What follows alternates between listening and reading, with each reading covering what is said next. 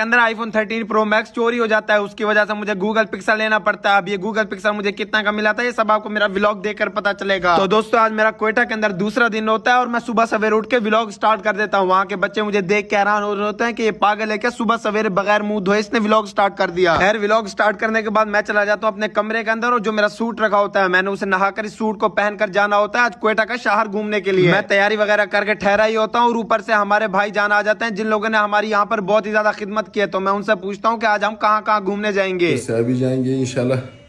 आप लोगों ने जहाँ पे जाना होगा शहर घुमाएंगे इंशाल्लाह। अच्छा। रेल से निकल के पहाड़ों की तरफ उधर भी आपको घुमाएंगे।